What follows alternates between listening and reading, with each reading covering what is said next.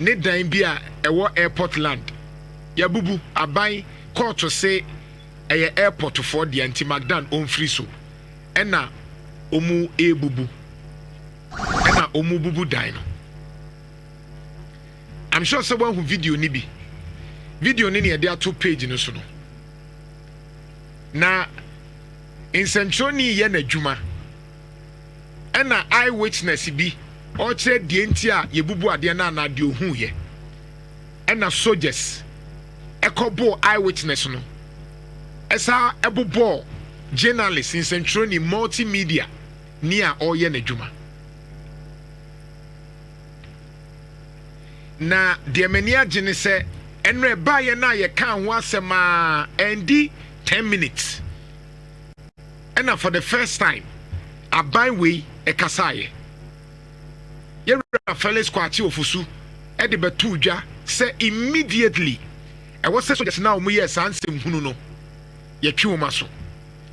ankyɛ ɛna deputy minister for defence Honorable Broja Jemfi ɔno nso de baa sɛ ɔmo ahyɛ aseɛ ɛfa military brutality na ɛkɔɔ so no nano ablekuma ni abonsɛnkyerɛwni foot soldiers party ho a wan macho men ni abonsɛnkyerɛwni yɛra John Mahama woyɛ journalist because we are member of GJA nkɔfoɔ ni mo yɛra John Mahama ɔyɛ journalist ɔyɛ member of GJA nti yɛra Mahama adeɛ baako a yɛ tai ɛde ka wo ne sɛ kabi mami kabi no ɔte aseɛ te sɛ wo se reset no na no nkrɔfoɔ kɔbɔ nsɛnkyerɛfoɔ yɛnya nkan wie yɛ sɛnkyerɛwni yɛ n'adwuma Ghana ni agyina ne baabi a yɛ public land asase ne nyɛ soldiers deɛ you are so in fact law ne kyerɛ sɛ woyɛ sogyani a woyɛ soldier you are not a law unto yourself. You take command from the police when it comes to civilian issues. That is the law. Until we are sojourner, and you want to walk with me, sojourner, and she's be. We are sojourner, over support police in it because with democracy, no, sojourner ain't taking action, only whole right to take any action in civilian matters. Until command no comes from the police. Shedia woye nsɛnkyerɛwni wabu nsɛnkyerɛwni a wɔyɛ n'adwuma ɛba sɛ ya John Mahama president woni yɛ ka w'asɛm na anu bi tachiman soldiers ekoku nkrɔfoɔ bi mode hyɛ Nana Akufo-Addo mode yɛ campaign nti menka mmea yɛwura John Mahama o time soldiers ɛɛbo nsɛnkyerɛfoɔ meka bie yɛwura John Mahama o time macho men ɛɛbo nsɛnkyerɛfoɔ ahyɛ aseɛ ntɛm adwuma a woyɛ no bebre eye papa na no opoman ka bibi na me gitum anytime NDC omu ho nya akɔna sa atutura sɛm we ya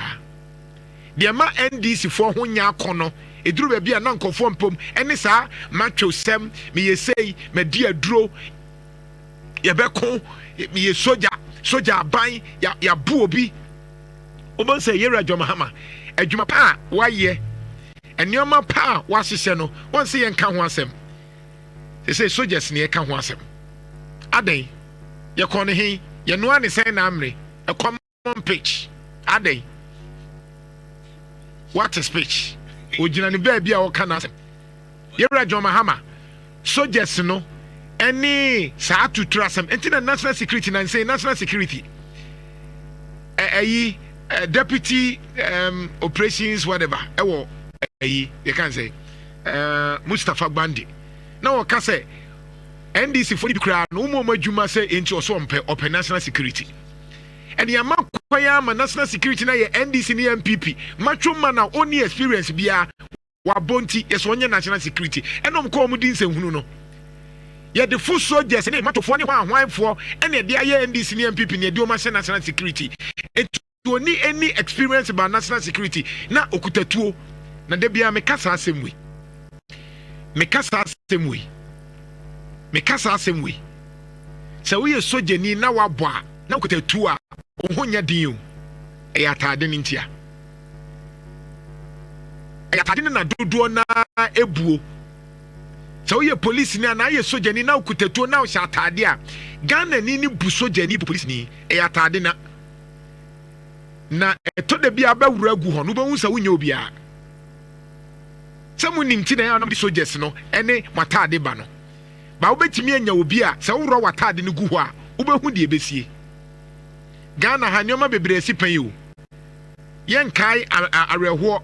Captain Mahama on the esi a yen nyina ye kase soldiers en sa nyoma wa abufu no eto de bia wo ye pe be ma mebo sumu ahwan a eduru ba bia oman ne sori a wo ye soldier ni a watade no problem beba umi enhwe ye ye wotumi en na obekọ retirement